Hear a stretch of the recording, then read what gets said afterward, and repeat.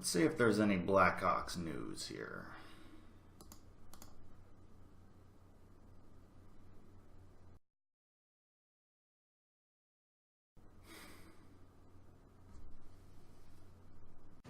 Yeah. Woohoo! This is the we are in a snow week. Yeah, you can't get any better.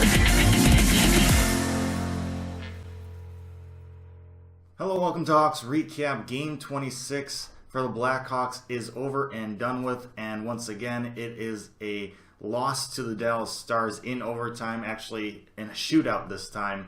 3-2 final score officially. Third straight loss on this trip to a divisional opponent.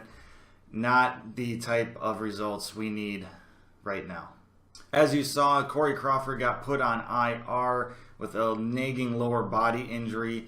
To be on IR, you have to be out for at least a week, so who knows if it's much longer than a week or just a week. Hopefully it's the latter of that. But Jean-François Berube gets called up from Rockford. He's someone we acquired in the offseason. But the starting job goes to another guy we acquired during the offseason, Anton Forsberg, who has looked very good in most of the games he's played for us, given us chances to win, and we just haven't been able to capitalize on it. And once again, he gives us another chance to win in this game. 3 minutes into the first period, the Hawks are on the power play. They had 4 power plays in the first period. Last game against the Stars, could not capitalize, actually gave up a shorthanded penalty shot goal in one of those power plays. In this game, 1 power play chance in the first period, can't do anything with it.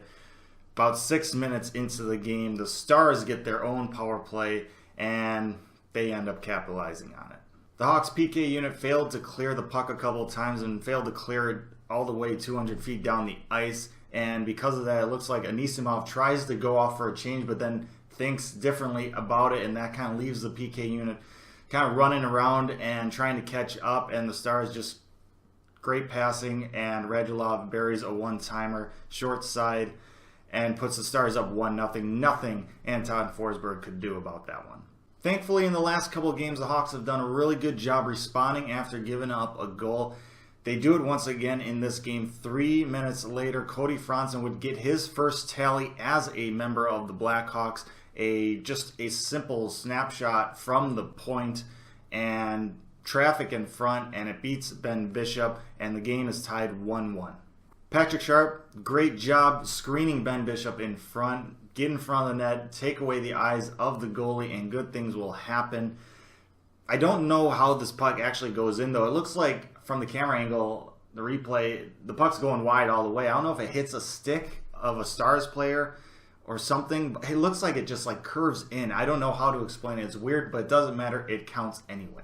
Duncan Keith would get called for a penalty. 2 minutes left in the first period. This is a situation where we let a goal in at the end of a period. Momentum goes to the Stars there going into the intermission. Not something you want to happen. Thankfully, the PK unit steps up this time, not really running around too much, and stones the Stars power play. And the Hawks and Stars go into the first intermission tied at 1 goal apiece. Pretty even first period between these two teams. They just played each other 2 days ago, so there's no surprises. Same amount of rest. Both scored in the first period, 11 shots apiece. However, the second period would be a little bit different. The Dallas Stars would gain a bit more momentum, seem to be outplaying the Hawks in the second. Neither team would capitalize on the power play chances they had in the period, but a little over 12 minutes in, the Stars take the lead with basically a 3-on-2, and Faxa all alone in the slot, basically one-timer past Forsberg. Forsberg had a chance to save it, but from that area, right in the slot, you can't really expect him to save most of those types of shots. So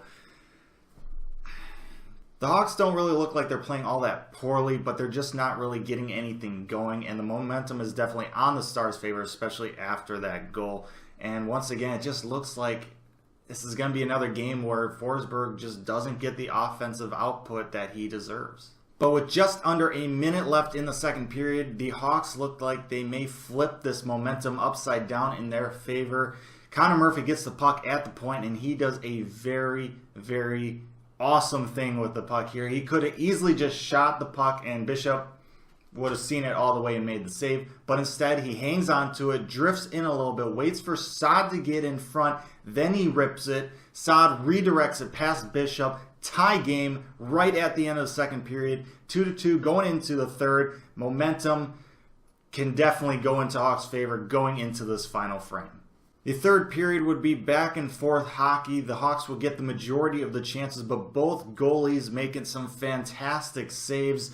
Neither team could put one in the back of the net, and for the second straight game, the Hawks and Stars go into overtime.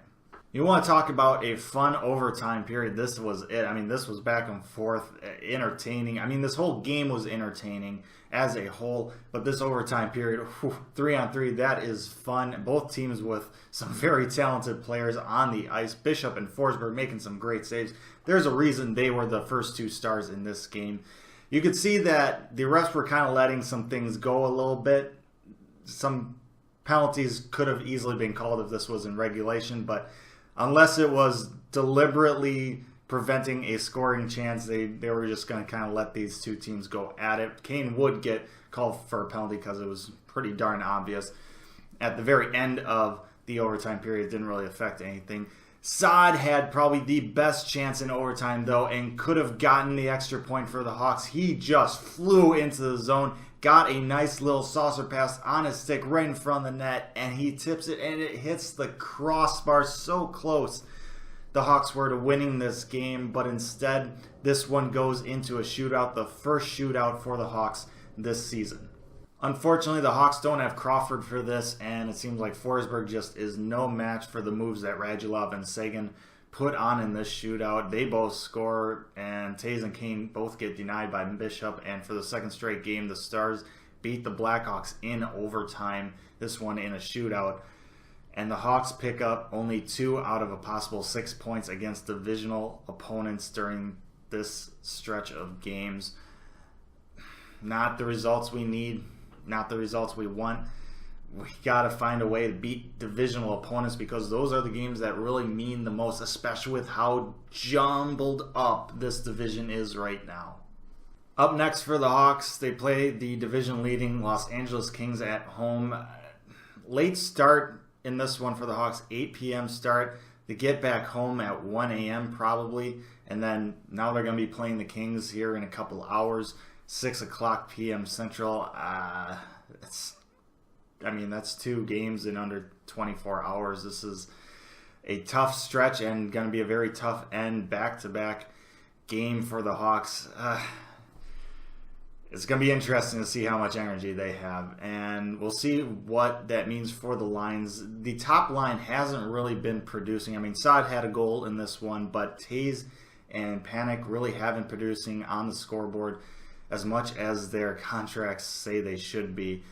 I want to know from you what you think the line should be mixed up by, like what that top first line should look like, because I don't want to take that fourth line away. That line seems to be working pretty darn well, and then I don't want to screw up that Anisimov, Schmaltz, and Kane line all that much, but we're not really winning a whole lot of games with these line combinations. We might just have to say, screw it. We need to find something else.